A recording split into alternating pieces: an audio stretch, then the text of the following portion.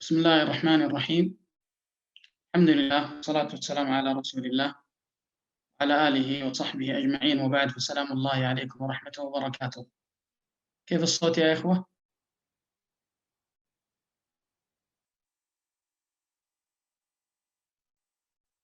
الصوت واضح؟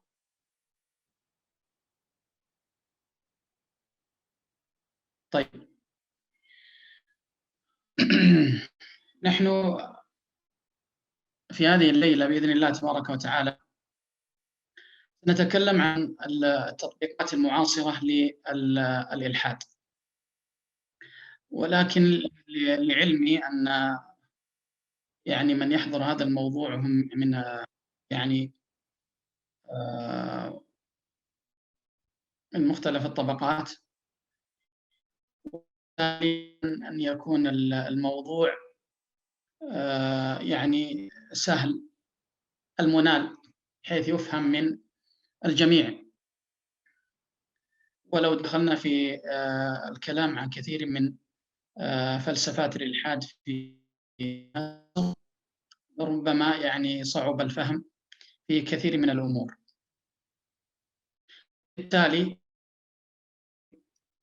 فإني سأحاول أن أبسط بعض المسائل التي أريد أن أتحدث عنها في هذه الليلة كتوطئة، وإني لأرجو الله تبارك وتعالى أن ييسر لنا لقاء آخر سواء لي أو لغيري، حتى يستطيع أن يستوفي هذا الموضوع ويتكلم فيه، لأنه موضوع مهم للغاية، ألا وما يتعلق بالإلحاد. طبعا الإلحاد بمفهومه المعاصر هو إنكار وجود الله تبارك وتعالى أو الشك في وجوده، إنكار وجود الله تبارك وتعالى أو الشك في وجوده. وأنا لن أدخل في كثير من التعريفات حتى لا يطول بنا المقام، إنما نعطي ملخص المراد بما يتعلق بالإلحاد.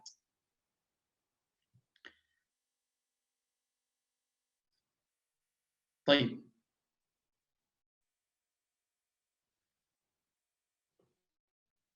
طبعا الناس في العصور الماضية يعتقدون اعتقادا جازما بوجود الخالق سبحانه وتعالى مدبرا للكون، وكانوا يعدون هذه من البدائع العقلية.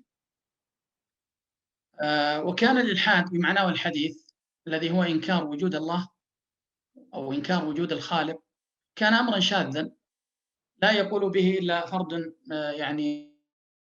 من الناس، وكان الناس يجتنبون من يتحدث في مثل هذا ويعتبرونه مريضا ولا يقتربون منه. ولذلك كان الواحد بعد الواحد يلحد هذا الإلحاد، بمعنى أنه لم يكن منتشرا أو متفشيا أو ظاهرة كما هو في عصرنا الحاضر. ظل هذا الأمر بهذه الكيفية، الذي يعتنق الإلحاد لا يتجاوز أن يكونون أفرادا يناقضون كل المسلمات العقلية والعلمية. وأيضا حتى قبل ذلك ظل الأمر على من 10 ميلادي على وجه التقريب، ثم بدأ الإلحاد يحل محل الإيمان، بدأ الإلحاد يحل محل الإيمان. وعند كثير طبعا من قادة الفكر الأوروبي، وصار بعد مقدم الشيوعية هو الدين الرسمي لدولها. ولما صار للإلحاد هذه المكانة في الغرب، ولما كانت الحضارة الغربية هي الحضارة السائدة في هذا العصر، انتشر الإلحاد وانتشر أكثر منه لوازمه في أرجاء المعمورة، انتشارا لم يعهد له مثيل فيما مضى من الأزمنة، طيلة التاريخ الإنساني.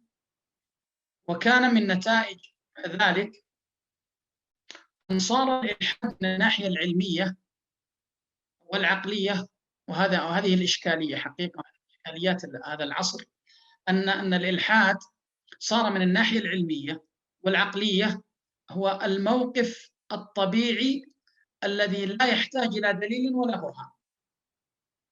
هذه المشكلة. وصار المؤمن هو المطالب بمثل هذا الدليل. يعني انعكست الصورة، الوضع انعكست القاعدة، يعني انتكست المفاهيم. فأصبح الملحد يلحد ولا يطالب ببرهان على إلحاده، وأصبح المؤمن هو الذي يطالب بإيراد الدليل على إيمانه. قديما كان من ألحد يطالب بالدليل على إلحاده، لا يملك دليل، لأنه فعلا لا يوجد دليل على مسألة الإلحاد. فلما فشل الإلحاد وصار هو الدين الرسمي كثير من الدول الأوروبية، صار الملحد هو الذي يطالب المؤمن بأن يأتي بالدليل على وجود الخالق سبحانه وتعالى. لا شك أنه انتكاس يعني للفطر وعكس للحقيقة. صار الملحد هو الذي يتحدى المؤمن ويتهمه بعدم العلمية، إنه ما عنده علم، ويتهمه بعدم العقلانية، ويتهمه بالتقليد والانسياق وراء العواطف. وصار إظهار الاهتمام بالدين لا سيما في وسائل الإعلام العامة أمرا مستغربا بل منكرا. هذا في الغرب. ولذلك يقول صاحب كتاب ثقافة الكفر، يقول إنه ما أن انتشر بعض الأخبار ونشرت في مجلة نيوزويك فنشر فيها مقال عن الدين، ما أن نشر حتى جاء المجلة خطاب على ساحة المجال لمثل هذا الهراء. ثم يعلق على ذلك قائلا من حيث الإحصاء، قال: فإن كاتب الخطاب ينتمي إلى الأقلية، أي هذا الملحد ينتمي إلى الأقلية. وأما سياسيا وثقافيا فإنه ينتمي إلى التيار الأمريكي الغالب، لأن أولئك الذين يصلون بانتظام، بل أولئك الذين يؤمنون بالله يحرصون على إبقاء ذلك في السر، بل على عده سرا يخجل من إفشائه. لاحظ أنه المتدين عندهم أصبح يحاول أن يختفي بدينه ولا يظهر تدينه، لأنه يعارض الظاهرة العامة عندهم، ألا وهي ظاهرة الإلحاد. وصار الدين هو الظاهرة الاجتماعية التي تحتاج إلى تفسير. فيقال هؤلاء المتدينون، لماذا هم متدينون؟ يعني كان الأصل هو الإلحاد. وهذه المجتمعات المتخلفة الرجعية لا بد من اتخاذ الوسائل من أجل إخراجها من رجعيتها وتخلفها. كيف يكون ذلك؟ بإخراجها من دينها. صار الدين الظاهرة الاجتماعية التي تحتاج إلى تفسير. وصار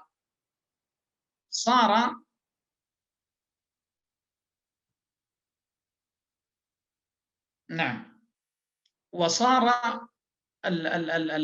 الإلحاد نعم.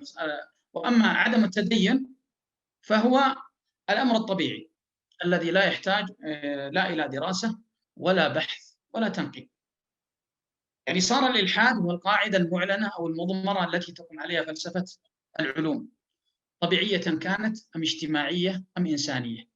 فصار الإلحاد لذلك جزءا من مفهوم العلم. ومن هنا جاءت المقابلة بين ما يسمى بالتفسير العلمي والتفسير الديني. التفسير العلمي هو الذي يفترض أن الكون مكتف بنفسه، لم يخلقه ولا يصرف أمره خالق. هذا التفسير العلمي عندهم. والتفسير الديني هو الذي يجعل للإرادة الإلهية تدخلا في حوادث الكون. وصار عندنا تفسيران: تفسير علمي وهو التفسير الإلحادي الذي ينكر وجود الخالق العظيم سبحانه وتعالى، وتفسير ديني وهو الذي يجعل للإرادة الإلهية تدخلا في حوادث الكون. وإذا كان العلم قد وضع بسبب فلسفته الإلحادية في مقابل الدين، فقد وضع الدين مهما كان نوعه في زمرة الكهانة، أنواع الشعوذة والأساطير، أو عد حين يحترم أي الدين من قبيل الأدب والفن الذي يعبر عن المشاعر ولا يقرر الحقائق. صاحب هذا الإلحاد في أوروبا تطور، صاحب هذا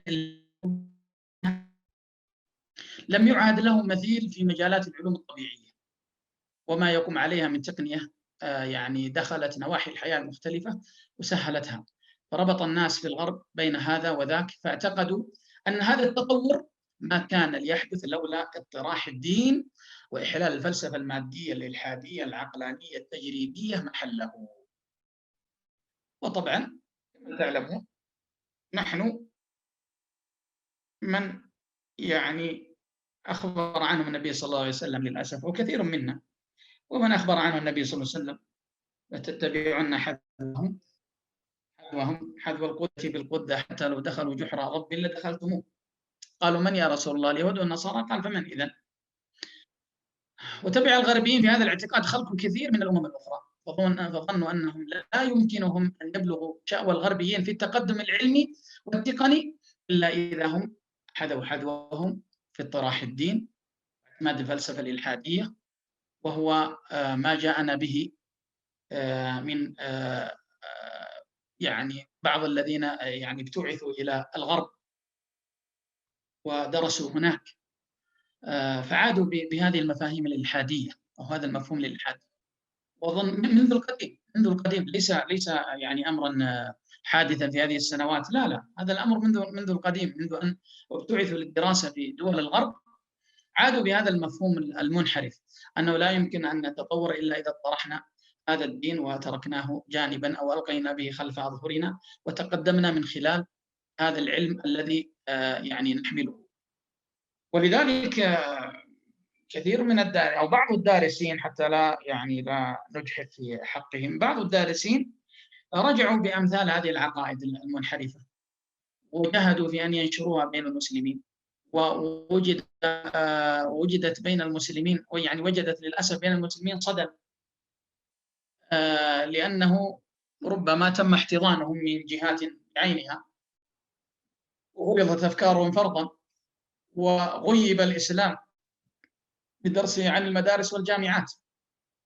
وللأسف أنه يعني هذا الفكر لا يمكن بأي حال من الأحوال أن ينتشر إلا في بيئة جاهلة، ولا يمكن أن يحمله إلا أجهل خلق الله، لأنه في الأصل هو يصادم يعني الفطرة الإنسانية، يصادم الفطرة الإنسانية، وذلك أنه لا يمكن أن يكون هذا المخلوق إلا عبد.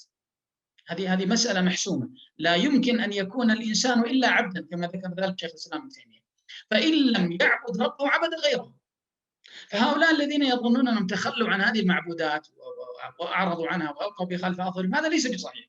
أنت تركت تلك العبادة الشريفة لربك سبحانه وتعالى وانتقلت إلى عبادة هواك أو عبادة نفسك أو عبادة شهوتك، الله المستعان. ولذلك هؤلاء لا يرتقون في الحياة أي مرتقى، ولا يعود عليهم دينهم وتدينهم بما يرقي حياتهم المادية بحيث يحيون في كفاية، فضلا عما وراء ذلك من الترفه. أقصد الذين يعني لم يفهموا العلم الشرعي كما ينبغي أن يكون. وأما الذين سلكوا المسلك العلمي، سلكوا مسلك التعليم المدني كما يسمونه، هؤلاء يعني انفتحت لهم الأبواب ووجدوا الوظائف وأغدقت عليهم الأموال، حتى صار الناس يحتقرون من يسلك مسلك طلب العلم الديني ويحترمون من يسلك مسلك طلب العلم الطبيعي أو المدني. وللأسف أنه هذا الأمر أصبح يعني ملاحظا وظاهرا، أن الشخص الذي أحيانا يدرس العلم الشرعي لا يؤبه به ولا يلتفت له، ويعتبرونه يعني مسكين، ليس صاحب عقلية فذة، بخلاف ذلك الذي يتخصص في المجالات الطبيعية يفتح له الصدور ويصدر ويثنى عليه. هذه مسألة يعني لا شك أنها خطيرة. ثم جاءت أمور يعني بعد ذلك يعني شوهت من يتمسك بدينه أو في كلامه، وصارت الرطانة الأعجمية هي السائدة والغالبة. فالدين إذا ما احترم فإنه يعد كما قلنا من قبيل الأدب والفن الذي يعبر عن المشاعر ولا يقرر الحقائق، لأنه يعتبر يعني من الأساطير.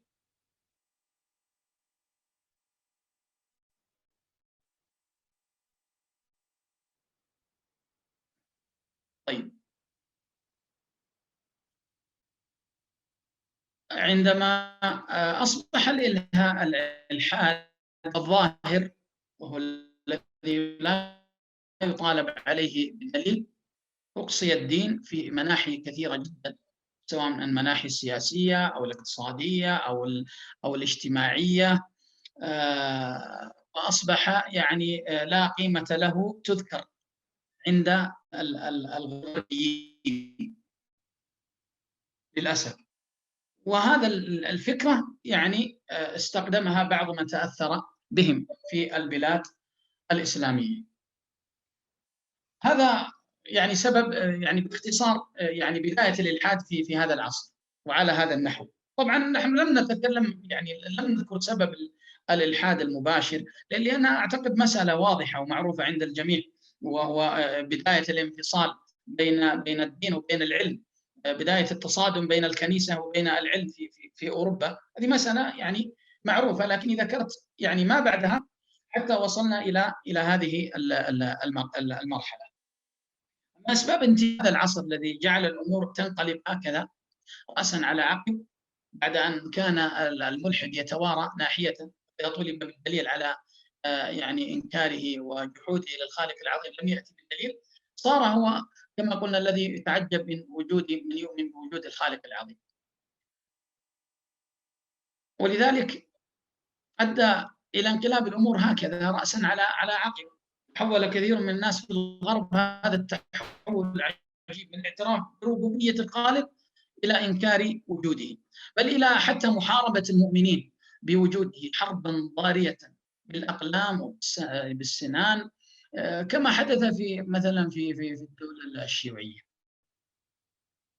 وحاول كثير من الغربيين أنفسهم أن يفسروا هذه الظاهرة، كتبوا لذلك كتبا كثيرة، وما ذكروا من الأسباب يجمل فيما يلي. يعني لماذا وصلت الأمور إلى هذه المرحلة؟ يقول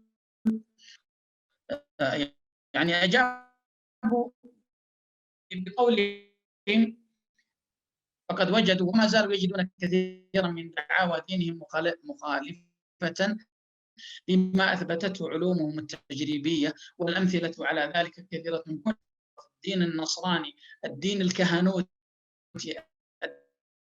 الدين الكنسي الذي لنا هذا الغلام الخبيث، يعني الإلحاد. لكن هذا لا يمكن بأي حال من الأحوال أن ينعكس على ديننا الذي نحمله وننتمي له، لكنه جهل الجاهل. ويكفي أن تنظر في كتاب موريس بوكاي اللي هو العلم والكتاب المقدس والقرآن، أو القرآن يجد ما سبق من كلام. كذلك كان من الأسباب التناقض بين المنهج العلمي التجريبي القائم على الدليل الحسي أو العقلي ومنهج لم يكونوا يقبلون نقاشا ولا يلتزمون بالاتيان بدليل أحد ولا أن يعارضهم أحد، بل كل من حاول أن يفكر أو يخترع أو ينتج كان يقتل. ما قرروه فهو الحقيقة التي لا يشك فيها، يعني أصحاب الكنيسة. ووقع التناقض بين منهج العلم التجريبي الذي يقوم على الدليل الحسي أو العقلي، وهذا المنهج التسليم، منهج دينهم الذي يقبل المتناقضات العقلية على أساس أن حقائق الدين يقبلها القلب وإن رآها مخالفة لصريح العقل. فكذلك كانوا يوهمون أتباع الكنيسة الغربية أنه ينبغي عليك أن تقبل هذا وأن تعتقده وألا تناقش فيه، فإن ناقش كان مهرطقا وربما حكم بقتله كما ذكرنا. ومن الأسباب أيضا خوض كثير من علماء الدين وغيرهم من المثقفين المتدينين في مسائل الغيبية والحديث عنها بمجرد الرأي الذي لا سند له من كتابهم ولا دليل عليه من غيرهم، يعني من غير كتبهم. وهذه الأشكال التي نلاحظها في بعض شبابنا الذين يثيرون بعض الأسئلة فيما يتعلق بأمور الغيب، فإن لم يفهموها ولم يستوعبوها توجهوا إلى الإلحاد اللي هي قضية الإيمان بالغيب. يعني ينبغي أن نسلم، وهذه من الأمور التي ينبغي أن نسلم لها في ديننا، أن من أبرز الامتحانات التي امتحننا الله عز وجل بها هي مسألة الغيب. مسألة الغيب، الله عز وجل أخبرنا عن وجوده وغيب ذاته سبحانه وتعالى عنا وامتحننا بالإيمان به. كذلك مسألة الملائكة، مسألة اليوم الآخر، مسألة القدر خيره وشره، كل هذه الأشياء كلها من الغيبيات، من الغيبيات التي امتحنا بها واختبرنا فيها، إن آمنا بها آمنا وإن أنكرناها كفرنا. ولذلك الذين أحيانا يخوضون في موضوع الإلحاد أو يقعون فيه من شبابنا وشاباتنا ممن عندهم أحيانا أسئلة وليست المسألة مسألة شهوانية، لأنه أحيانا أسباب الإلحاد يختلف من شخص إلى آخر، يكون السبب عنده عدم الإيمان بالغيب وعدم الإيمان بالغيب. ولذلك جعل الله عز وجل في أول سورة في القرآن بعد الفاتحة في قوله تبارك وتعالى ألف لام ميم ذلك الكتاب لا ريب فيه هدى للمتقين، أول صفة لهؤلاء المتقين ما هي؟ قال الذين يؤمنون بالغيب. هذه مسألة فاصلة، مسألة فاصلة، ليس كل شيء ينبغي أن يعلم، نعم، وليس كل شيء ينبغي أن تدرك حكمته في دين الله تبارك وتعالى. نعم، هناك أمور مكننا الله عز وجل من إدراك الحكمة فيها، وهناك أمور لم يمكن الله عز وجل من إدراك الحكمة فيها، ولا بد أن نؤمن لأن الله قال بها والرسول صلى الله عليه وسلم قال بها. هذا مسألة ينبغي أن نؤمن بها، لكن هؤلاء لا يريدون أن يؤمنوا بمثل هذه القضايا لأنها تصادم عقولهم. العقل يعني عاجز عن أن يدرك حقيقة الغيب على ما هو عليه، عاجز. العقل لا يتعامل إلا مع الأشياء الحسية والمعطيات التجريبية، هكذا يتعامل العقل. لكن أما أن تجعله يستوعب هذه الأمور الغيبية بعيدا، تريد أن يقتنع بها بعيدا عن ما قرره الكتاب والسنة، هذا لا يمكن للعقل. العقل عاجز، لا يستطيع أن يستوعب مثل هذه الأمور. العقل له حدود معينة، ولذلك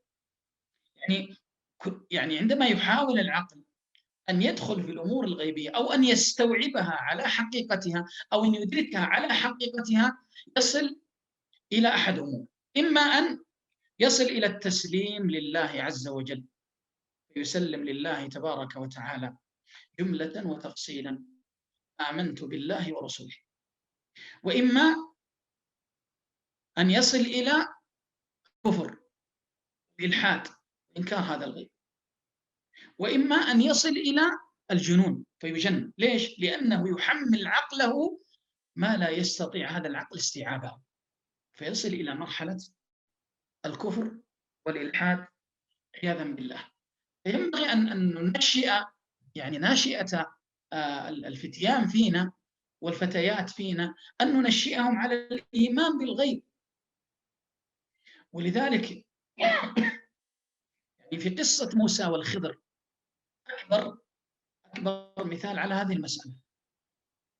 موسى عارض الخضر في أمور فعلها الخضر، المصلحة فيما يراه موسى أن الخضر أخطأ، والخضر ما كان يتصرف من هواه ولا من عند نفسه، وما فعلته عن أمري، ذلك تأويل ما لم تستطع عليه صبرا، إنما كان من عند الله عز وجل. ولذلك عندما فسر الخضر لموسى يعني أسباب ما فعله مع السفينة ومع الغلام ومع الجدار في تلك القرية، استوعب موسى مثل هذه المسألة. كذلك ما يحصل في هذا الكون، ليس كل شيء يمكن أن ندرك يعني حكمته. طيب،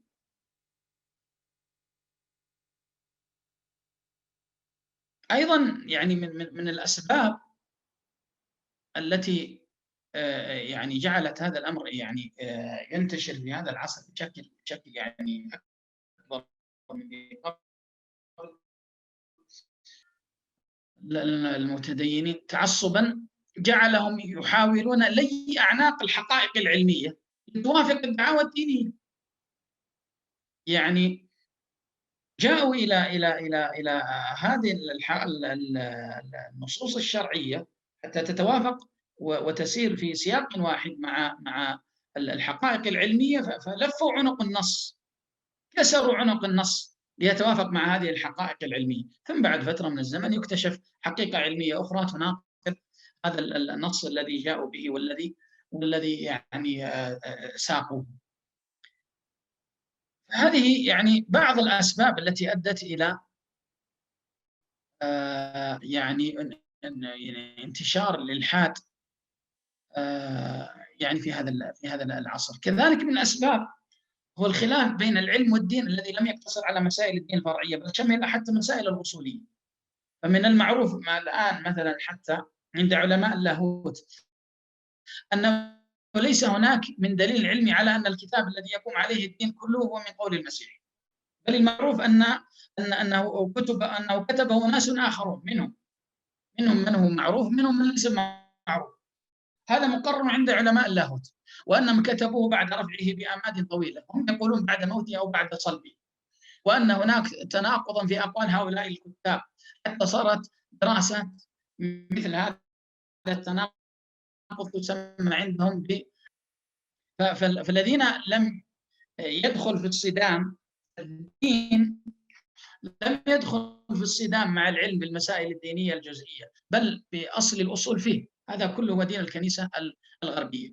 كذلك من الأسباب أنه قد شمل التناقض فكرة الألوهية نفسها، فبينما يوصف الإله بأنه هو الخالق ينسب إليه الولد، وبينما يقال إن عيسى ابن الله يقال أنه صلب، وبينما يقال إن الإله واحد يقال أنه مكون من 3 أقانيم اللي هي الأب والابن وروح القدس، وهكذا. فوقع التناقض حتى في فكرة الألوهية ذاتها. رأى بعض المؤمنين من النصارى أن وصفا كهذا لله إذا أخذ على ظاهره التي تدل عليه اللغة جعل الخالق تعالى مشابها للمخلوق، ففروا من هذا التشبيه إلى ما سماه علماؤنا من أهل السنة بالتعطيل، ولم يكتفوا بتأويل هذه الصفات التي تدل على المشابهة، بل أولوا كل الصفات الأخرى فجعلوا الخالق شيئا مجردا، فهو لا يوصف بالعلو ولا بالمباينة للمخلوقات كما هو فكر المعطلة. إذا هذا يا إخوة يعني محاولة يعني تبسيط مسألة أنه كيف استطاع الإلحاد أن ينتشر في زمننا هذا، مع أنه يعني لا يوجد شيء يدعمه، لا يوجد دليل يدعمه، لكن حصلت يعني بعض الأسباب التي أدت إلى أن ينتشر بين الناس بهذا الشكل، وأن ينتقل حتى إلى العالم الإسلامي. هناك أيضا أسباب أخرى يعني أحاول أن آتي بها، اللي هي يعني أسباب أو دوافع الإلحاد المعاصر وأسبابه، أحاول أن أذكرها حتى نخرج من هذا الموضوع. نعم.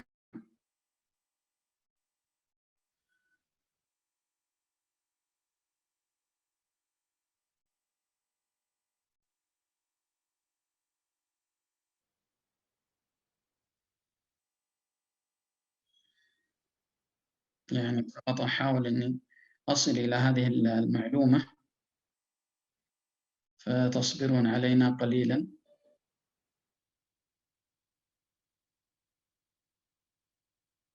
طيب، ثم بعد ذلك أتكلم عن سمات الإلحاد في العصر الحاضر حتى نعرف يعني إلى أي مدى هو عدواني في عصرنا هذا. طيب، أنا تكلمت عن موضوع الإلحاد في أوروبا، وأشرت إلى مسألة يعني انتقاله إلى العالم الإسلامي، مجرد إشارة، لكن أنا أريد أن أركز الآن إلى مسألة يعني انتقاله إلى يعني إلى العالم الإسلامي تحديدا. الصوت واضح يا إخوة؟ الصوت واضح؟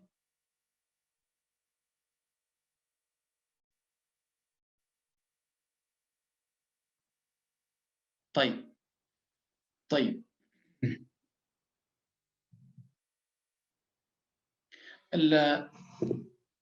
أسباب انتقالها إلى بكل بشاعته للأسف، وبكل وقاحته، بكل سوءه، يعني من أسباب انتقاله يعني إلينا ووجود من يتبناه في عالمنا الإسلامي اليوم، أولا التبعية للغرب. هذا من الأمور التي يعني لا يشك فيها أحد، أنه ما أن حصلت التبعية للغرب حتى حصل التبني لكثير من أفكارهم ومعتقداتهم. أيضا من الأسباب هي هزيمة العالم الإسلامي أمام الهجمة الأوروبية التي حصلت، يعني الهزيمة العسكرية وضعف العالم الإسلامي أمام القوة العسكرية الغربية. من المعلوم أن الضعيف يعني يتأثر بالقوي، ويحاول أن يعني يشابهه وأن يماثله وأن يقتدي به. ولذلك عندما كان يعني الحضارة الإسلامية في الأندلس في أوج عظمتها وقوتها، كان كان الغرب المتحضر عندهم هو من يتكلم بالعربية، هو من يتكلم بالعربية يعتبر متحضرا. لماذا؟ لأنه يحاول أن يشابه ويماثل تلك الحضارة المتقدمة التي اكتسحت العالم الغربي في القرون الوسطى، والتي كشفت أصلا حقيقة ما كانت عليه الكنيسة وما كان عليه العالم الغربي في تلك العصور المظلمة. أيضا يا أحبة، من أسباب يعني انتشاره عندنا في العالم، أو يعني وجوده في العالم الإسلامي، هو التعرض للشبهات دون تحصيل أدنى حد من المناعة الفكرية. والله يا إخوة، يعني موضوع الدشوش الفضائية يعني في بداياتها، ثم بعد ذلك ما حصل من تطور تقني فيما يتعلق بالجوالات ووسائل التواصل الاجتماعي، وأصبح الواحد يجلس مع الجوال بالساعات بل بالأيام والليالي، يخلو به في حجرته أو في غرفته، لا تدري يتحدث مع من ويقرأ لمن ويسمع ممن. يعني أضف إلى هذه المسألة اللي هي قضية ضعف البناء الإيماني والعقدي والعلمي عند هؤلاء الشباب والشابات، أو عند هذه الأجيال، مما أدى إلى أنهم يتعرضون لشبه تطرح عليهم أحيانا، يقرؤونها، يسمعونها، وأحيانا قد يدخلون في نقاشات غير متكافئة مع الملاحدة ومنتقد الأديان، ويستهينون بقدرات الخصم على التشكيك والهدم. وهذا كله للأسف يعني أوصلنا إلى مرحلة أنه قد يوجد من بيننا، من بين جلدتنا، من يعتنق هذه الأفكار الإلحادية، لأنه صدم بمثل هذه الشبه التي هي في الأصل هي شبه متهاوية، شبه ساقطة، شبه لا تقوم أمام الدليل مطلقا. لكن الإشكالية أن هؤلاء ليسوا على قاعدة، ليسوا على أرض صلبة، ليس عندهم علم شرعي، يعني للأسف الشديد، فمن السهولة أن يقعوا فيما وقعوا فيه. أيضا من الأسباب كما ذكر بعض أهل العلم هو جمود الدرس العقدي. واجترار نفس الموضوعات التقليدية المتكررة دون قدرة على يعني أن يجدد نفسه ويواكب المستجدات العقلية المتسارعة والشبهات الإلحادية التي تتساقط على رؤوس شبابنا دون أن تكون لهم حيلة في دفعها. دروسنا العقدية ينبغي أن تخرج يعني من هذه البوتقة التي يعني هي فيها، وهذه الشرنقة التي هي فيها. ينبغي أن تناقش عقيدتنا، وهي عقيدة صلبة، وهي عقيدة قادرة، وهي عقيدة متمكنة تستطيع أن تناقش هذه الشبهة، وأن تجعلها قاعا صفصفا، وأن تسقطها، بل أن تقتلها في مهدها. لكن نحتاج أن نخرج بدروسنا العقدية إلى هذا العالم، فنناقش مثل هذه الشبهات ونتكلم عنها ونبطلها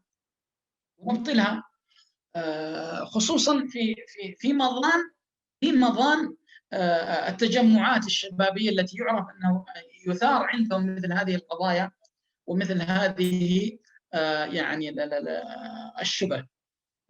يعني لا يصلح أن تبقى دروسنا دروس فقط تناقش ما كان قبل مثلا 1000 سنة، ما كان قبل 700 سنة، وتغفل عن المستجدات العقدية الخطيرة التي بدأت تغزونا من كل مكان، تصبحنا وتمسينا، تنام معنا وتصبح معنا. ينبغي أن يكون عندنا يعني قدرة لمناقشة مثل هذه الشبه والرد عليها، وإقناع أجيالنا وشبابنا وفتياتنا أن ما نحن عليه هو الحق. أيضا يعني هناك دوافع علمية، أيضا أدت إلى يعني انتشار الإلحاد بين بعض شرائح المسلمين، وهو كما ذكرت لكم سابقا وأؤكد عليه منه الضعف المعرفي الذي أحيانا يكرس السطحية الفكرية والعجز عن الفهم العميق الإشكالات المعرفية الخطيرة التي يطرحها انتشار الإلحاد في وجه الحضارة يعني الإنسانية. هذه لا شك أنه يعني قصور كبير جدا. أحيانا المناهج المعرفية التي بين أيدينا لا توفر البيئة الخصبة التي من خلالها نستطيع أن نبني أجيالا، نبني شبابا يثبتوا أنهم على الحق ويردوا على من ناقشهم في ثوابتهم وفي يعني مبادئهم. يعني للأسف مناهجنا أحيانا لا تخدم هذا الأمر أو هذا المفهوم.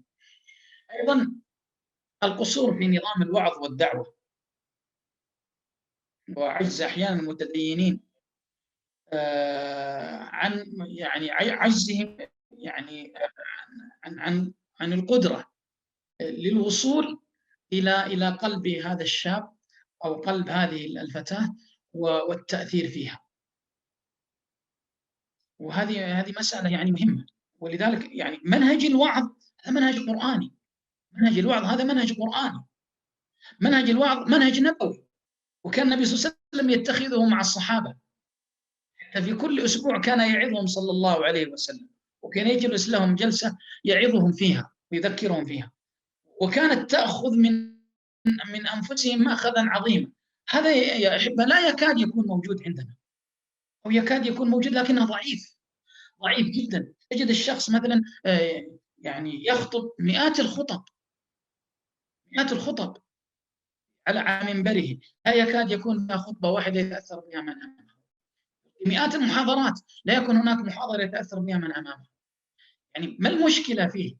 أحيانا نحتاج يا إخوة إلى أن نجدد في أساليب طرحنا، في طرائقنا، في محاولة إيصال هذا الوعظ إلى القلوب. لا بد أن نبحث. يعني عندما يكون طرحي هو موعظة ثم لا أجد من أمامي لا يتأثرون، يمكن أن أسأل نفسي لماذا هم لا يتأثرون؟ لماذا لم تؤثر عليهم موعظتي؟ لماذا لم تؤثر فيهم كلامي؟ ما السبب؟ لا بد أن نبحث عن الأسباب. هل الأسباب مني أنا؟ هل الأسباب نفسية؟ هل الأسباب في نيتي؟ هل الأسباب في إخلاصي؟ أم أن الأسباب فيما أطرحه؟ هذه المسألة يا إخوة ينبغي فعلا أن تناقش. الشيء يا إخوة الذي يعني نتفق عليه على أن كل الناس يحتاجونه، حتى وإن قالوا بأننا لا نحتاجه، هو الإيمان. والله العظيم هو الإيمان الذي يصل إلى شغاف هذه القلوب ويؤثر فيها. فلا بد أن نحسن، لا بد أن نحسن وأن نتقن كيف نوصل هذا الإيمان إلى قلوب هؤلاء المساكين. لا بد نبحث ونجتهد ونشتغل على أنفسنا حتى نصل إلى هذه المرحلة. أيضا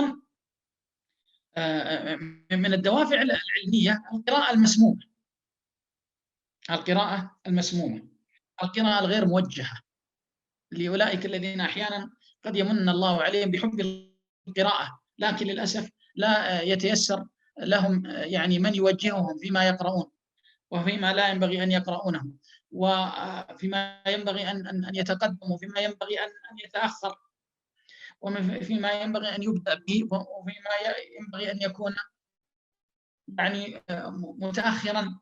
هذه القراءة المسمومة أحيانا ربما بل هذا حتما تولد هذه الإشكاليات وهذه الأفكار الإلحادية، خصوصا عندما يقرأ الإنسان كل ما هب يعني ودب دون أن يكون عنده ميزان عليه الحق من الباطل ويعرف من خلالها الخير من الشر. أيضا هناك دوافع أدت إلى انتشار يعني وجود الإلحاد في أوساط بعض المسلمين، اللي هي الدوافع الحضارية، الحياة الجديدة، مباهج الحضارة، فتح العلم المادي للناس، يعني فتح لهم أبوابا عظيمة من أبواب الرفاهية والترفه ومغريات الحياة والتفنن العجيب بالتلذذ بالحياة والجري وراء الشهوات والمغريات والدعايات الإعلانية ويعني السنابيين والدنيا والمطاعم والكافيهات. كل هذا فتح ألوانا على الناس لم يعهدوها من الاستماع بالحياة والانغماس في الشهوات والملذات. ولما كان الدين يعني بوجه عام ينهى عن الإسراف ويأمر بالقصد والاعتدال في كل شيء، يحرم الاستمتاع بالحرام كالخمر والزنا والتعري، فإن الناس الذين يجهلون سر أمر الدين بذلك ظنوا أن هذه قيود على حريتهم وحجرا لملذاتهم وشهواتهم، فازدادوا لذلك بعدا عن الدين، كراهية لمن يذكرهم بالآخرة ويحذرهم من النار ويرغبهم في الجنة. وبذلك أيضا ازدادت غربة العقائد الدينية وانتشرت عقائد الإلحاد والزندقة في أوساط المسلمين، لأن هؤلاء يعني نشأوا في بيئة هذا طبعها، هذا حالها، رفاهية، نعيم، ترف، إسراف، لا يعرفون غير هذا، نشأوا بهذه البيئة لا يعرفون بيئة غيرها. فعندما يأتي أحدهم ويحاول أن يبصرهم أو أن يفتح أعينهم يواجهونه يعني مباشرة. وهذا لا شك أنه تراكمات أدت إلى أن هذا الواقع واقع يعني جاهل بكيفية السير إلى الله تبارك وتعالى. أيضا هناك أسباب يعني تربوية أدت إلى يعني وجود الإلحاد في عصرنا، منها التنشئة، أن ينشأ الشخص في بيت خال من آداب الإسلام وقيمه ومبادئه، فلا يرى أما تعلمه ولا أبا ينصحه ولا يلمح قدوة صالحة أمامه يحاكيها في الخير والصلاح، فأقل شبهة تواجهه ينساق خلفها وتزل قدمه فيها. خلاص أصبح الذي يربي والتلفاز والشارع والأصدقاء في وسائل التواصل الاجتماعي، لم يكد يكون هناك تأثير مباشر من الأب والأم على أبنائهم، ولا يوجد أصلا يعني عند غالب الأسر قد لا يوجد حرص أصلا، لأن فاقد الشيء لا يعطيه. وهؤلاء لهذا الأب والأم هم أصلا يعني نتاج بيئة نشأوا فيها بهذه الطريقة، فلا غرابة أن ينشأ أولادهم على ما نشأ عليه أبوه وأمه، وينشأ ناشئ الفتيان فينا على ما كان عوده أبوه، لأن الخلل قديم، الخلل قديم، وهي أمور متراكمة بعضها فوق بعض أوصلنا إلى هذه المرحلة. أيضا من الأسباب التربوية تضخيم يعني نقائص المتدينين، تضخيم أخطائهم،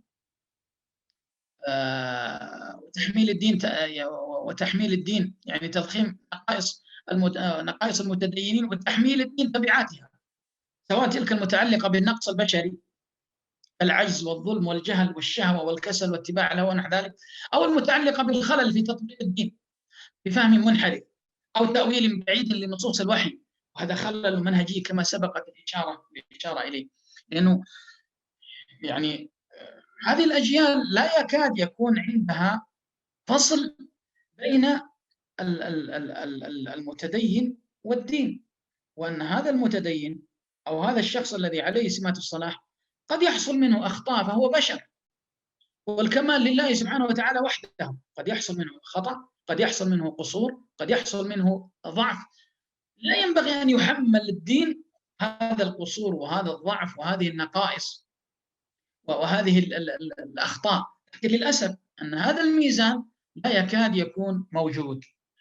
أيضا من الأسباب يا إخوة يا أحبة الصحبة السيئة، أن يتصل ضعيف الإيمان بالذات بالشباب الملحد قوي الحجة بارع الخطاب، وليس لدى ذلك الشاب من العلم والحصانة الإيمانية ما يدرأ به عن نفسه شبهات، فيفسد ذلك الملحد عليه دينه وعقيدته، ويظن هذا الإنسان بحكم ضعفه أن هذا الملحد الذي يعني برع في الكلام وبرع في الخطاب وتفنن في الهرطقة وفي الفلسفة، يظن أنه قد وصل إلى يعني ما لم يصل إليه غيره من العلم والتمكن، يقتنع به. أيضا هناك أيها الأحبة أسباب نفسية تؤدي إلى يعني اعتناق الفكر الإلحادي عند بعض فئات المجتمع المسلم، منها الخلل النفسي المتمثل في العجز عن الملائمة بين ممارسة التدين في مراتبه العالية والتعامل مع مخرجات الحضارة المادية الشهوانية المعاصرة، وما يتيحه الإسلام من إمكانات للتعامل مع ضعف النفس البشرية. فإن الكثيرين يختارون التضحية بالتدين عبر رفض المنظومة الدينية بأكملها لتسلم لهم تلبية الشهوات المتاحة بسر كبير في هذا العصر. المشكلة هي في نفس هذا الشخص، عنده خلل في نفسه. أيضا الاضطرابات الشخصية، وهناك الشخصية الحدية وهي شخصية متقلبة بمشاعرها وعلاقاتها وإنجازاتها ومعتقداتها، ولهذا نرى صاحب هذه الشخصية يتقلب في معتقداته الدينية، أحيانا تجده متطرفا دينيا وأحيانا أخرى تجده علمانيا أو ملحدا. هناك من تسمى بالشخصية البارانوية، ويتميز صاحبها بالاستعلاء وسوء الظن والشك في الآخرين واحتقارهم واحتقار معتقداتهم، وهو يستعلي على العامة ويرغب يعني في أن يأخذ به ويستعلي على الإيمان، ويمكن أن يستعلي حتى على فكرة الإله والرب، على اعتبار أنها بالنسبة له فكرة، وإلا فالإله ليس فكرة. وهناك ما يسمى بالشخصية الهستيرية، شخصية استعراضية تميل إلى المخالفة لجذب الاهتمام ونيل الشهرة، ولذلك صاحب هذه الشخصية أو صاحبتها يرغب أو ترغب في إعلان الإلحاد والتباهي بذلك ووضع صورهم على صفحات الإنترنت، ويعني يرغبان في الدخول مناقشات وجدال تجعلهم تحت الأضواء، ويصور يعني يبدأ يصور سناب، كما هي هذا الكويتي اللي قبل يعني يوم تقريبا أو يومين يعني أخذ يصور نفسه وهو يلبس الصليب ويفتخر بأنه أصبح ملحدا عياذا بالله. أيضا من الأسباب النفسية الأمراض النفسية مثل الانفصام والاضطراب الوجداني والاضطراب الضلالي واضطرابات التوافق، وهذه الاضطرابات كلها تؤثر في تفكير الشخص ومشاعره وعلاقاته بالناس والحياة، وقد تجعله يتوجه في بعض الأحيان إلى اعتناق أفكار مخالفة لعموم الناس. وعلى الجانب الآخر قد تدفع هذه الحالات صاحبها لمزيد من التدين كنوع من الدفاع ضد التفكك أو القلق أو الخوف. طيب، أريد الآن أن أتكلم عن نقطة أيضا يعني مهمة من وجهة نظري، اللي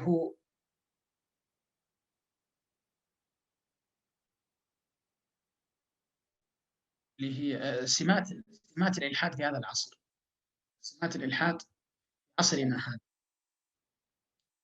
حتى نفهم يعني ما هو هذا الإلحاد الذي نحن نتعامل معه ونتواجه معه.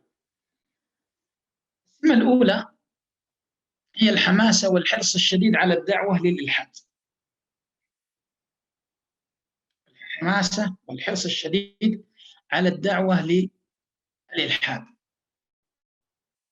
ولذلك تجد أن الذين يدعون للإلحاد يستميتون في دعوتهم لهذا الإلحاد، ويبذلون الغالي والرخيص لأجل يعني الدعوة إلى هذا الفكر الإلحادي. يعني من أقطاب الإلحاد الجديد الذي كانت أحداث 11 من سبتمبر نقطة تحول في حياتهم، رجل يقال له سام هارس، صاحب أول كتاب في سلسلة إصدارات الإلحادية المتتالية بعنوان نهاية الإيمان، نهاية الإيمان، نهاية الإيمان، الدين، الإرهاب، ومستقبل العقل. وقد صرح من خلاله أن المحرك الأول لتأليف كتابه هو هذه الحادثة، يعني يقصد حادثة 11 سبتمبر. أيضا ممن تأثر أيضا بتلك الحادثة من أقطاب الإلحاد ريتشارد دوكنز، داعية الإلحاد الأشهر، والذي قال في إحدى محاضراته بعنوان ميليشيا الإلحاد، يقول إن ملء عالم بالدين أو بأديان كالأديان الإبراهيمية هو تماما كملء الشوارع بالمسدسات المحشوة بالرصاص. أن الدين هو دين قتل، دين تشريد، دين إرهاب، دين تفجيرات. ولذلك استغرب أن يخرج أحيانا في أوروبا من يحمل يعني تصور سيء عن المسلمين كونهم متدينين، لأن يعني هذا المسألة بالنسبة للمسألة مؤصلة في بعض الكتب التي يعني كتبها أصحاب هذا الفكر الإلحادي.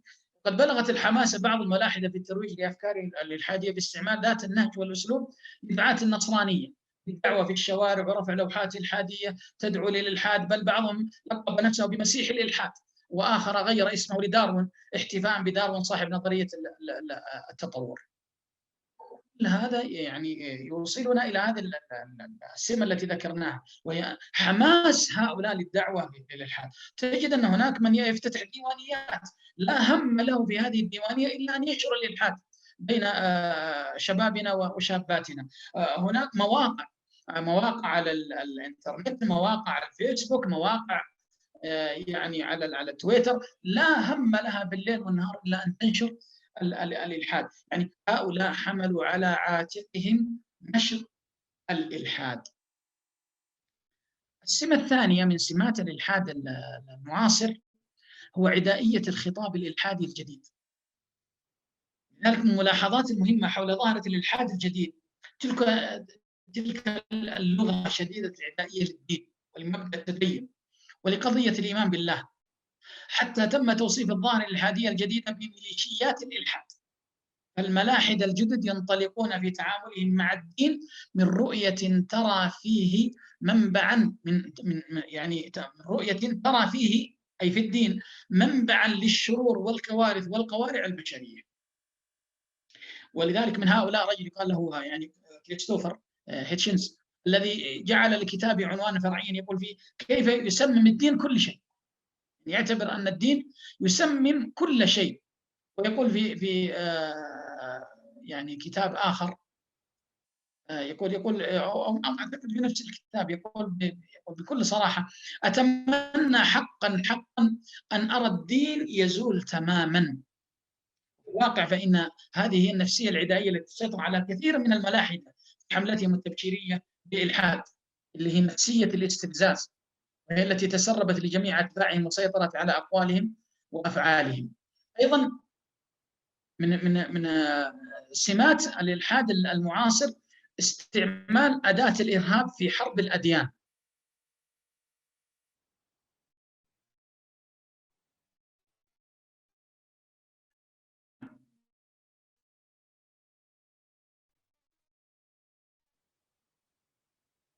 الصوت واضح يا أخوان؟ الصوت واضح؟ طيب.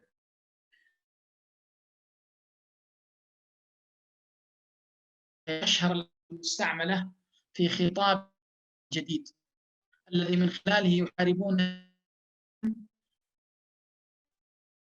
هذه المسألة، السمة المركزية وطروحات الخطاب الإلحادي الجديد للأسف.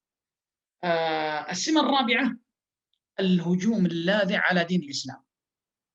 إن الله يعني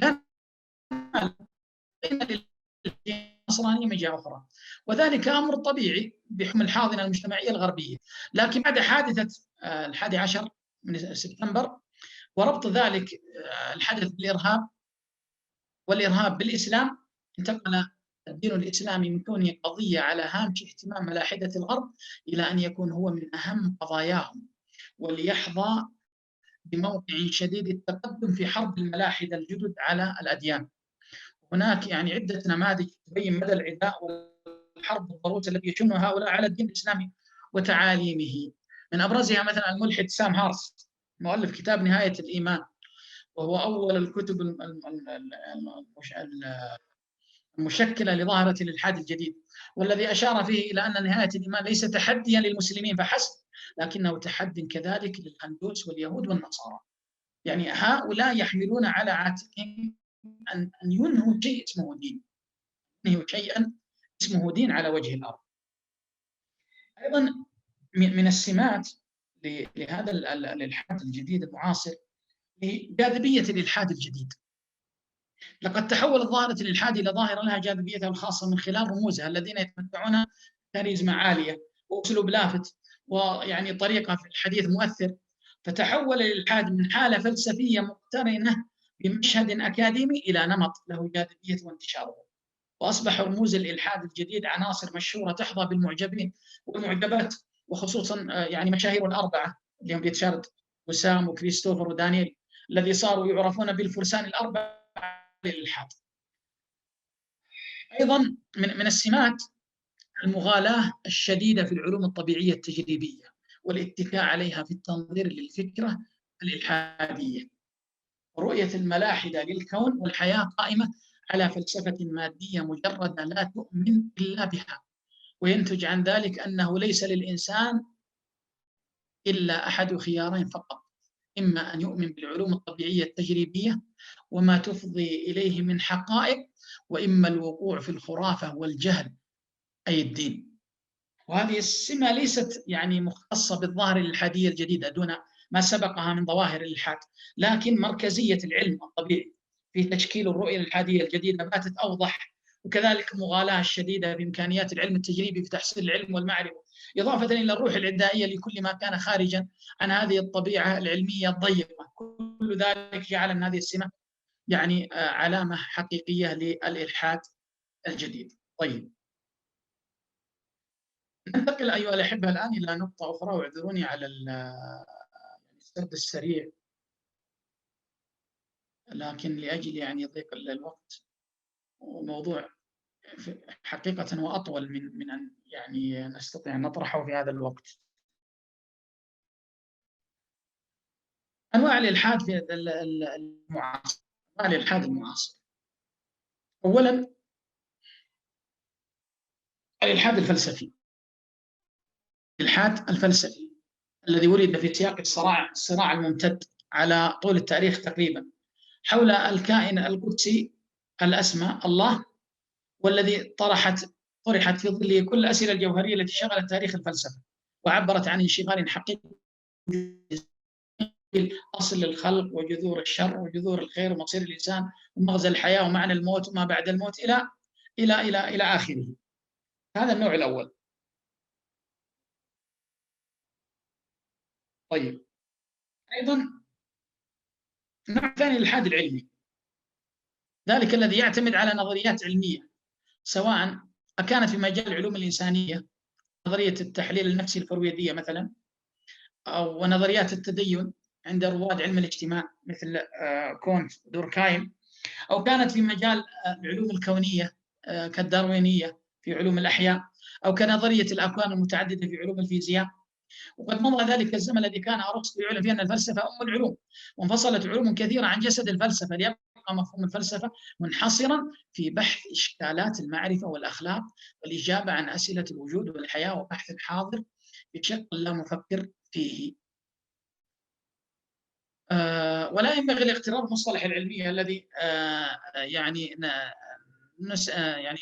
نسبت إليه أو نسب إليه هذا النوع من الإلحاد، فليس ذلك مدحا في ذاته، ذلك لسببين. الأول أنه لا حقيقة بامتلاك العلم الحديث الحقيقة المطلقة التي لا مجال للتشكيك فيها.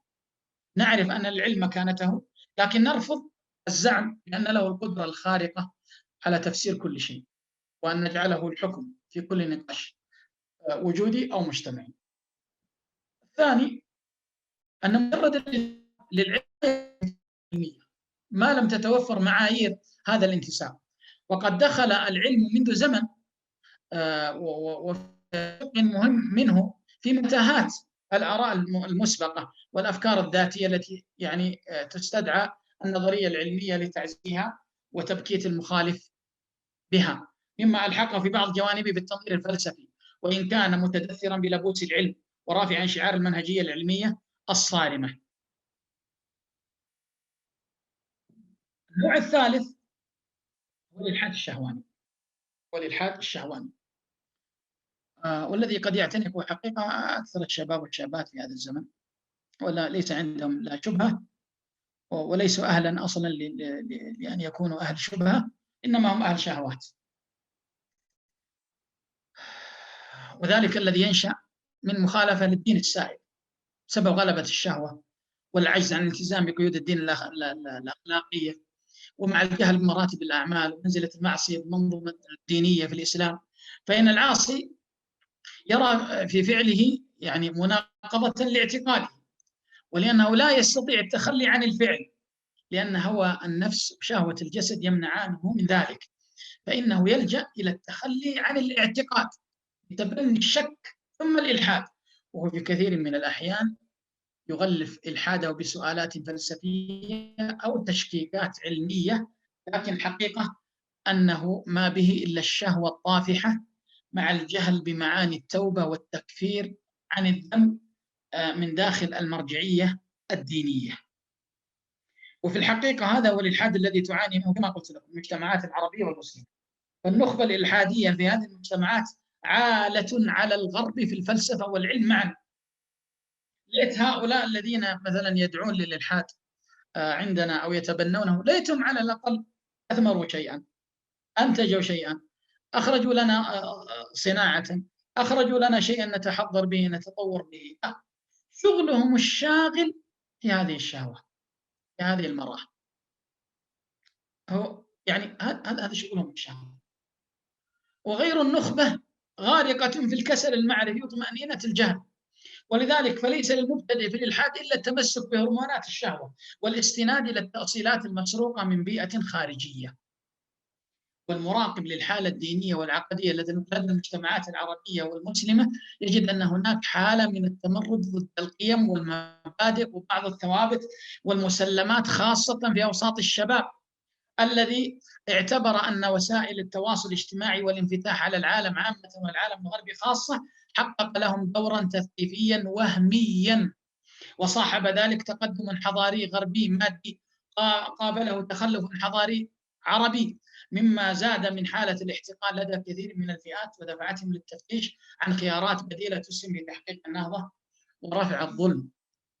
وأضحت الصورة النمطية للخطاب الشرعي في نظر كثير من المثقفين صورة سلبية أثمرت عدم الرضا عن الخطاب القائم، في حين أن الخطاب الإلحادي اتسم بالجودة والتجديد والبراعة، إلى جانب غلبة القيم المادية العلمانية والمزاج الليبرالي المهيمن على العالم الإسلامي فضلا عن الغربي، فنتج عن ذلك حالة من التمرد ليس على الخطاب الشرعي فحسب، بل على الدين والتدين والقيم والثوابت لدى الشباب.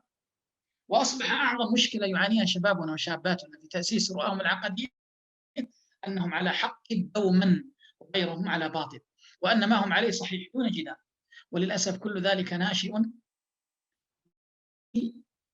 سطحية في تقبل الرؤى والأفكار دون نظر عقلي عميق، لا يدفعهم لذلك إلا الحماس المهلكة في تصديق وتبني ما يطلعون عليه من تلك الأفكار والرؤى، بل والدفاع عنها، حتى وصلت ثقتهم بأنفسهم أن أحدهم قادر على مناظرة مخالفيه والتعرض لشبهات نقدها. ولقد وصل الحال ببعض هؤلاء الشباب إلى الرسالة البالغة في حق الله تعالى وحق الدين والمتدينين، مستخدمين في ذلك أشد لغات البذاءة والإسفاف. والله يا أخوة لقد اطلعت على بعض الصفحات في الفيسبوك وتويتر، يعني فيها كتابات والله لا تحتمل أن تقرأها، ولا تحتمل أن تتصور ما يقال فيها من الدناءة والخسة والسهول الذي وصلوا إليه بلسان عربي فصيح في التعامل مع الله تبارك وتعالى ومع أهله، والله المستعان. طيب، أنا أريد أن أؤكد يا إخوة على قضية، لأن أريد أن أختم، أنه لا أستطيع أن أواصل أكثر من هذا. أريد أن أؤكد على قضية مهمة جدا.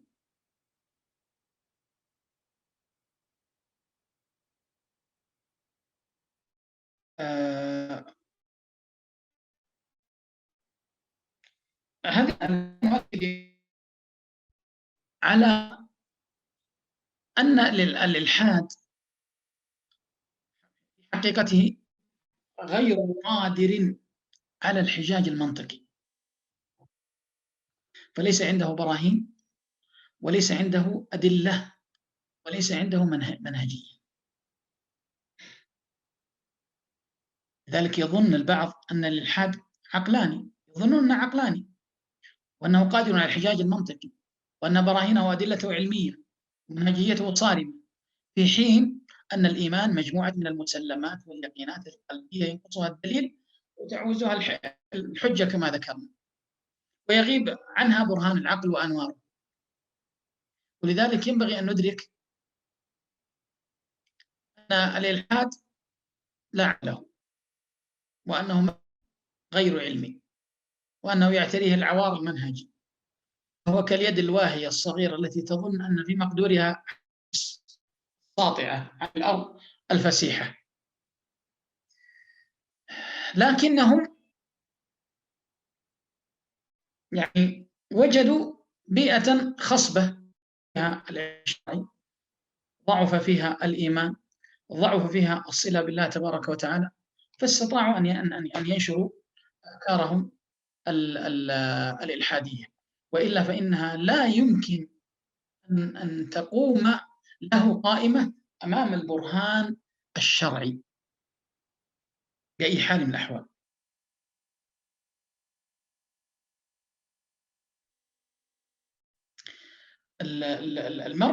الملمح الأبرز في هذا الإلحاد هو أن العلم والتقدم التكنولوجي والمعلوماتي يعني خلق نرجسية للإنسان وغرورا كبيرا، فظن أنه إله في هذا الكون، وأنه يستطيع أن يستغني عن الله. إذا انتقل ذلك للإلحاد من إنكار وجود الله إلى نفي أي دور لله في الوجود، وهو ما نقل الإلحاد من الوثنية القديمة إلى النرجسية المعاصرة المغترة بالعلم والمتضخمة في ذاتها. لكن كما قلت لكم هذا الإلحاد والله أنه يقوم على شيء عقلي، يقوم على لا شيء.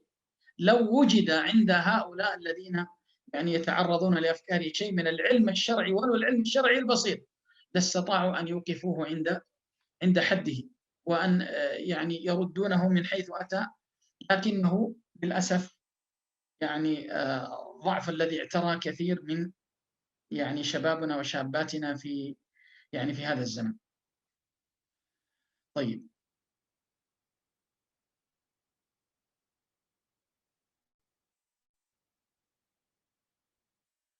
كيف يمكن، وهذا أنا يعني أتركه للنقاش معكم، يعني لعلي أختم بهذا وأفتح المجال للنقاش معكم حول موضوع يعني ماذا ترون، أو ما هي الأفكار التي ترونها في مسألة مواجهة الإلحاد في مجتمعاتنا المسلمة، ما هي الحلول التي ترونها؟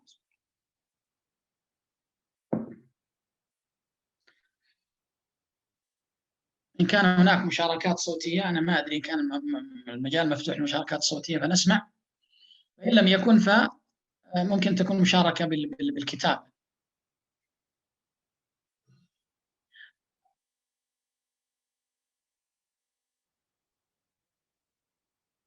الأخ هنا يقول الوعي. أخت منال نعم تقول الوعي. طيب الوعي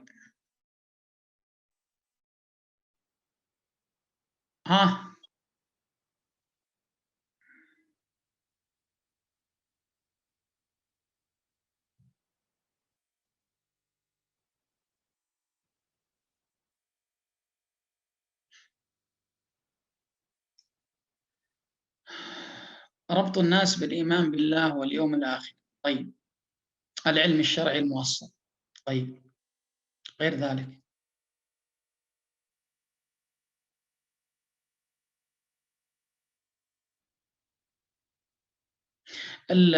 هذا يقول هل المواجهة مع الملحد المجتمعنا أبدأ معه عقليا أم النذارة والبشارة؟ الغالب هو على حسب يعني ما يحمله من أفكار إلحادية. إن كانت أفكار والإلحادية أفكار إلحادية عقلية تناقشه عقليا، وإن كانت شهوانية تناقشه أيضا من جهة البشارة والتذكير بالله واليوم الآخر. يعني لابد هذا الشخص الذي أنت تناقشه ماذا يحمل حتى تعرف كيف تناقشه. يكون فيه مدارسة منزلية لأسرة لكتب العقيدة. طيب نعم أنا أتمنى لو فتح الصوت وفتح مجال للمشاركة حتى يكون الموضوع يعني موضوع تفاعلي. أكيد أن الإخوة أو كثير من الحضور عنده خير مما عندنا.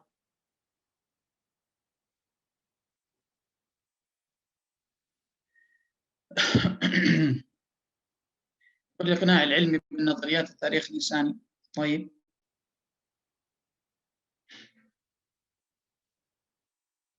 الإشباع العاطفي بالإيمانيات والفكري بالقناعات.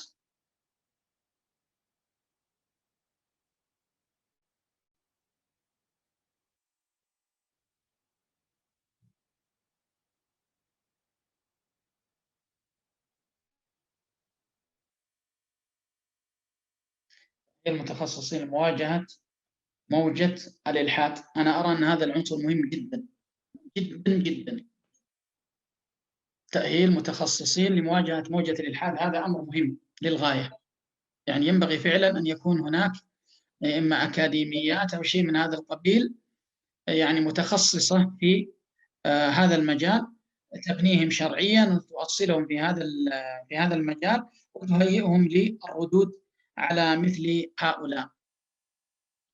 كان أحد كان يريد أن يشارك؟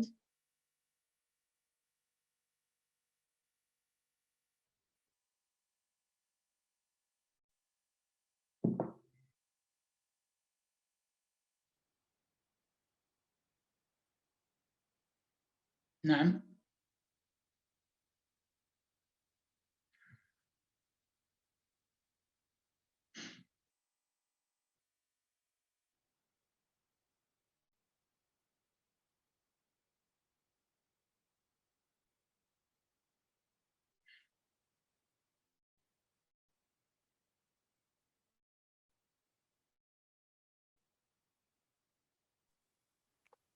السلام عليكم شيخ محمد. السلام الله ورحمة يمسيك الله. بالخير. جزاك الله بالخير جزاك الله والعافية. خير على هذه المحاضرة القيمة. بس في الفقرة الأخيرة اللي هي تأهيل متخصصين في مواجهة الإلحاد، وهذه مثل ما ذكرت أنها قوية ويعني مرتبة في رد هذه الموجة. وأذكر فقط مثال نعم. اللي هو الدكتور إياد القنيبي، أظنه أردني. نعم. له سلسلة اسمها الرحلة إلى اليمن بهذا الاسم، وبين فيها عوار يعني اللي هو أهل الإلحاد بأن ليس لهم نظرية علمية يمشون عليها. نعم. فقط هذا المثال اللي بغيت أذكره، وجزاك الله جزاك الله خير. طيب، في أحد الإخوة يقول اليوتيوب وحلقات عبر القنوات الفضائية، أنا أقول أن هناك مقاطع في اليوتيوب كثيرة جدا تناقش هؤلاء الملحدين، ترد عليهم، تناقش شبههم. لا بأس. أنا أقول أنه هذه المقاطع تجمع وتفهرس، ويعني يستعين بها من يناقش مثل هؤلاء، أو ممكن أن يهديها إلى مثل هؤلاء الذين عندهم مثل هذه الشبه. هذا مشروع يحتاج أن يعكف عليه من يتفرغ لهذا الجانب. نعم. أنا قدر المستطاع أريد أن تكون الاقتراحات اقتراحات عملية، ممكنة، يمكن أن تطبق في أرضية الواقع. نعم.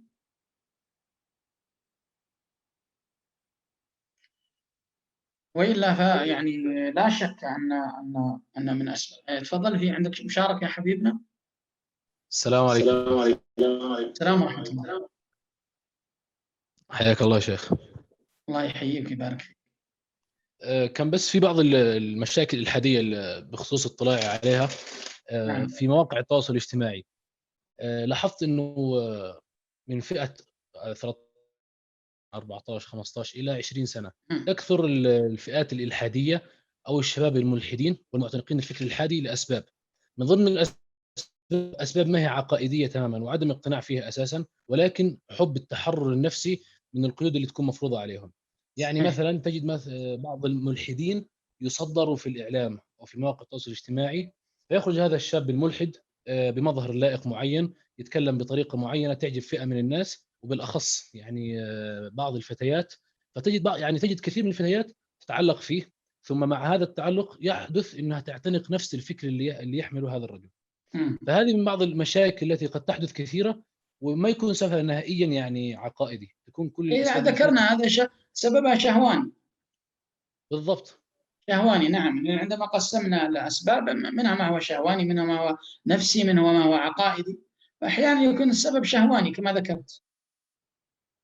وهي أصبحت حتى يا شيخ الآن أصبحت كنظام، خلينا ما يسموها بالموضة. صارت إنه النهاردة الشاب المنفتح، الشاب اللي يتكلم في هذه الأمور، اللي يتفلسف فيها ويتكلم ويناقش هذه القضايا، أصبح هو الشاب المثقف أمام زملائه، وأصبحت هي الفتاة المثقفة أمام زميلاتها، ويتكلمون بها في مواقع التواصل الاجتماعي. فهي أصبحت حتى نظام موضة، بحيث إنه زي يقول لك شغلة البطال، اللي ما عنده أي شغلة يعتنق هذا الفكر ويبدأ يتكلم فيه.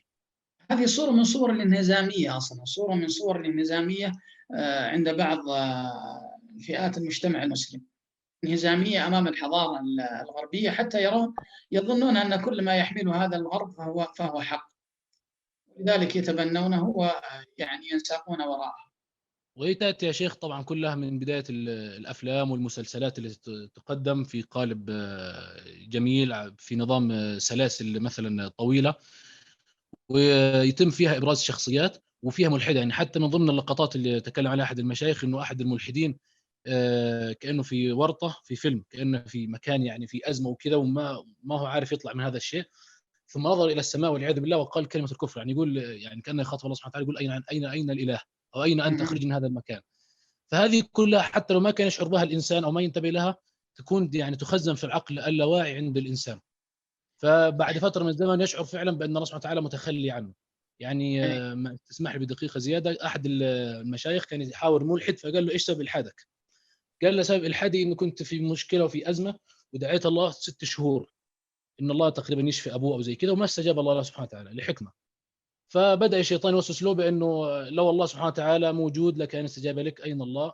وبدأ من هذا الباب، وبعدين دخل إلى عالم الإلحاد، ثم رجع مرة ثانية. فجأة سبحان الله الإلحاد في هذا الزمن أصبح قسمين، يكون له قسم نفسي اللي هو زي ما تفضلت وذكرت هذه، أو القسم الثاني اللي هو شبه وطرأت عليه، ولكن أغلبهم كلها أمور نفسية وشهوانية، يعتنقون الفكر بهذا السبب، انه بحيث انه يصبح الحلال عنده الحرام عنده اصبح حلال، في حل نفسه الحرام ويتخذ هذا الطريق. نعم. الله المستعان. أيضا الواقع الذي تعيشه الأمة في زماننا هذا، اللي هو واقع تسلط الأعداء لو سمحت يا وجبروتهم دكتور. والتنكيل بهم، كل هذه يعني هذا الواقع أحيانا قد يوصل بعض فئات المجتمع المسلم الحائرة والتائهة والمتعبة من هذا الواقع، قد توصلهم إلى الإلحاد. يعني أنا أذكر بعض الذين أيام الأوضاع السورية، أذكر بعض الكتابات في تلك المرحلة، يعني كانت كتابات يائسة من هذا الواقع، وينظرون إلى التقتيل والتشريد وقتل الأطفال وغيرهم. كان يقول أحدهم، كان يقول: أين الله من هذا الذي نراه من قتل وتشريد واغتصاب إلى آخره. فأحيانا قد يكون هذا الواقع واقع ابتلاء ولا شك، قد يوصلهم إلى مثل هذه المرحلة. الأسباب مختلفة، الأسباب مختلفة. دكتور لو سمحت. تفضل يا تسمحني يا دكتور لو سمحت. أنا أتمنى أرى بس والله أعلم يعني أتمنى بس اللي الجمعية هي اللي تشرف على موضوع المداخلات في مسألة الوقت وغيرها. تفضل يا أختي. أيوة، أقول يا دكتور، أرى أن من أهم أسباب يعني الحصانة من الإلحاد هو مراجعة أصول الدين.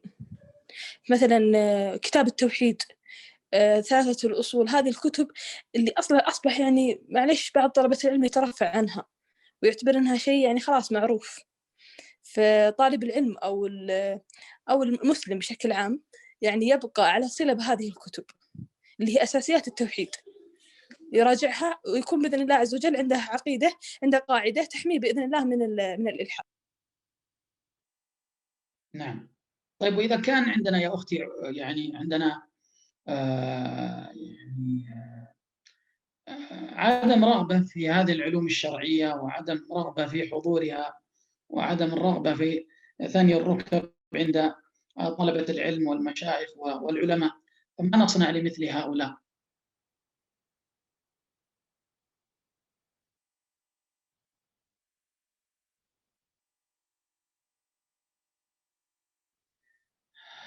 طيب،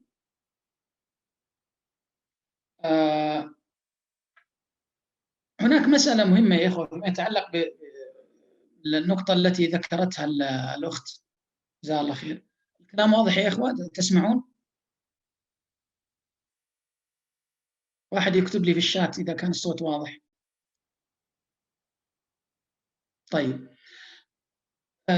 هي تكلمت عن قضية يعني العودة إلى أصول الدين وتعليم الناس أصول الدين وعدم الترفع عن مثل هذه الدروس العلمية وغيرها. أنا أقول هذا لا شك أنه مهم جدا، مهم للغاية، لكن أنا أؤكد على قضية مهمة جدا ينبغي أن تصطحب مع هذه الدروس العقدية. ما هو هذا الأمر؟ هو الإيمان. الإيمان ينبغي أن يصطحب مع هذه الدروس العلمية والعقدية، حتى لا تكون هذه الدروس مجرد يعني مهاترات أو ردود أو يعني مسائل يعني تكسب أو تورث قسوة القلب أكثر من كونها تورث الإيمان. فهذا مهم جدا، أنا أرى أنه من الأهمية بمكان. نعم. طيب، أحد باقي عنده يعني مداخلة ولا أذكر بعض الأسباب في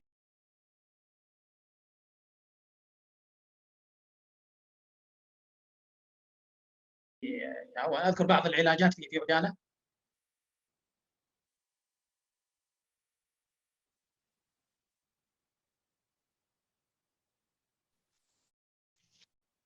السلام عليكم. السلام ورحمة الله. لعل يا شيخ من أهم الأسباب اللي يجب الاعتناء بها لمواجهة هذا الإلحاد هو تزكية النفوس وتربية النفوس، خاصة النشء. يعني من أهم الأشياء اللي ممكن يركز عليها الأهل أو الأسر أو الوالدين في المجتمعات المسلمة، اللي هو إنه يبدأ يتكلم مع أبنائه في هذه القضايا من هم صغار. مثلا من خلق صحيح. الله؟ صحيح. طبعا على هذا السؤال، لماذا احنا خلقنا في هذا الكون؟ مثلا لماذا حرم الله علينا الأغاني؟ ليش احنا ما نسوي كذا وليش نسوي كذا؟ هذه الأمور التي تجول في خاطر الطفل قد يمكن ما يذكرها الأبو وأمه، فيطرحها لأحد في الشارع فيبدأ يعطيه من هذا الفكر الإلحادي، فيجب تزكية النفوس والتربية الإيمانية العقدية. وأشير بكتاب سريع جدا، كتاب اسمه أسئلة إيمانية، ما أدري من المؤلف، ولكنه يجيب على هذه الأسئلة اللي تخص الأطفال ومن هم دون سن البلوغ. نعم صحيح. تعزيز روح الحوار في الأسرة هذا مهم جدا منذ الصغر، وخصوصا أنه الأطفال منذ الصغر يعني لما تبدأ تتفتح أذهانهم على الواقع من حولهم يبدون يطرحون أسئلة عقدية إن لم يجدوا لها إجابة شافيا، وإلا حملت نفوسهم هذه الإشكاليات وتكبر معهم هذه الإشكاليات حتى يتبنوا بعد ذلك يعني ما يصادم ما ينبغي أن يعتقدوا. السلام عليكم. السلام ورحمة الله. جزاك الله بالخير يا شيخ. الله يحييك ويبارك فيك. أحيانا قد يكون الفكر الإلحادي قد يكون الإلحاد ظاهرة ناتجة عن كسل في العبادات، أو قد تكون عن أهواء من الشيطان أيضا، ولكن قد تكون الجانب الأغلب يعني بين الشباب حب البروز والتعلق بها بأفكار فلسفية والدخول في الحوارات والحركات الفكرية، فيتدرجون من ذلك حتى وإن كان عن حب فضول يعني، وإن كان الأمر لا أكثر ولا أقل، ثم ينشأ عنده بعض المعتقدات. هذا والصلاة والسلام على رسول الله. صحيح هذا ذكرنا. طيب أحد باقي عنده شيء؟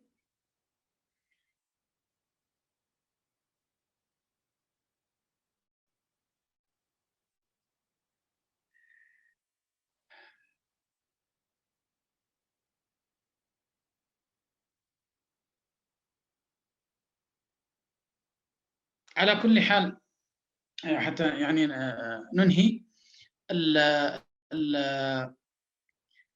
سواء كان الأمر في نفوسنا أو حتى في نفوس من نخالط، يعني الأسئلة التي أحيانا قد تكون مجالا لفتح باب الإلحاد ينبغي أن يجاب عليها مباشرة، ينبغي أن يبحث الإنسان عن جواب ما يعني يحيك في نفسه عند أهل العلم، ممن يستطيعون أن يجيبونه في هذه الإشكالية التي يحملها في نفسه، أو كذلك من نعرف ممن نحتك بهم عندهم إشكاليات ينبغي أيضا أن نوصلهم إلى من يجيبهم على مثل هذه الإشكاليات.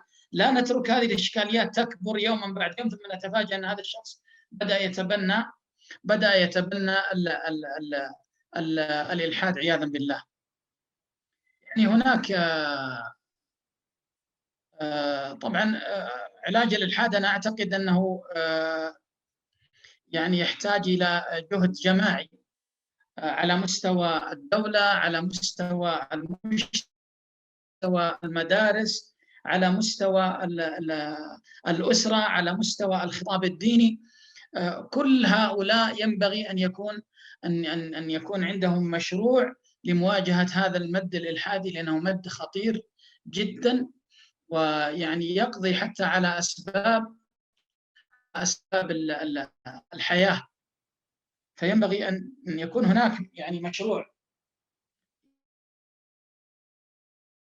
يعني يتفق عليه هؤلاء في مواجهة مثل هذه الأفكار الإلحادية والمد الإلحادي. ولا شك أن الإسلام تحديدا هو من يحمل الأجوبة الرادعة والأجوبة المفحمة والمسكتة لمثل هذه الشبه الإلحادية، لكن يحتاج أن نوصل هذه الإجابات إلى من يحتاجها ممن عنده مثل هذه الشكوك وهذه الأفكار الإلحادية. طيب نصل إلى نهاية هذا اللقاء. أسأل الله تبارك وتعالى أن يكتب أجركم جميعا، ويعني ربما أن الموضوع لم يكن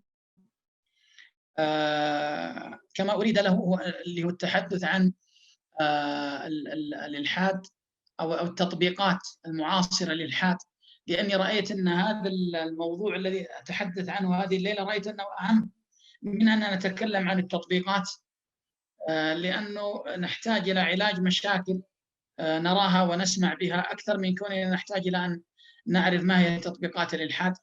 ولعل الله عز وجل يتيح فرصة أخرى للحديث عن هذه التطبيقات سواء مني أو من غيري. ونسأل الله عز وجل لنا ولكم التوفيق والسداد، وصلى الله وسلم على نبينا محمد وعلى آله وصحبه أجمعين. والسلام عليكم ورحمة الله.